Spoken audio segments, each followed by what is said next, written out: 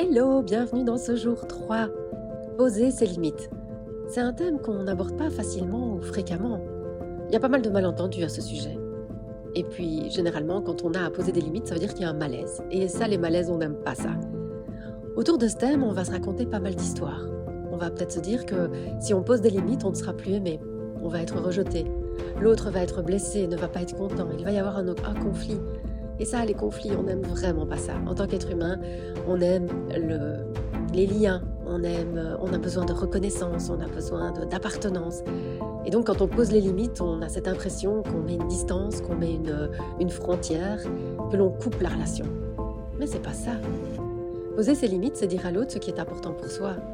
C'est nommer où se trouve notre espace et comment on aimerait qu'il soit respecté. J'aime entendre l'autre me mettre ses limites, j'aime entendre l'autre se définir, dire ce qui est bon pour lui. Parce que dans une relation saine, je suis responsable, je suis adulte, je prends la responsabilité de ce que je vis, de ce que je ressens, de ce que je pense, et l'autre fait pareil. Et dans ce cas-là, c'est vraiment important de savoir où se trouve l'autre, ce qu'il veut, jusqu'où je peux aller, et moi de lui nommer la même chose. Alors je voudrais que tu te poses la question, dans quelle relation peut-être tu as du mal à mettre tes limites, et pourquoi ? Quelles sont les croyances derrière ça ? Qu'est-ce que tu penses ? Qu'est-ce que tu te dis sur le fait de te poser des limites ? J'aimerais aussi que tu puisses regarder des relations dans lesquelles tu as facile de mettre tes limites, dans lesquelles tu as facile de dire ça oui, ça non. Et je me pose encore une question. Si on ne respecte pas tes limites, que se passe-t-il ? Est-ce que tu es en colère ?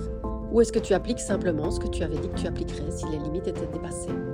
Je trouve ça intéressant de pouvoir le faire depuis un espace d'amour, depuis un espace de lien, de respect de soi et de l'autre, et pas depuis un espace de rébellion, d'exigence ou d'intransigeance. Je t'invite à retourner à l'intérieur de toi et vraiment pouvoir sentir les limites, sentir comment tu peux les honorer, comment tu peux avoir de la gratitude et même les magnifier, ces limites, parce qu'elles sont très importantes pour toi, pour l'autre et pour la relation. Belle journée et à demain.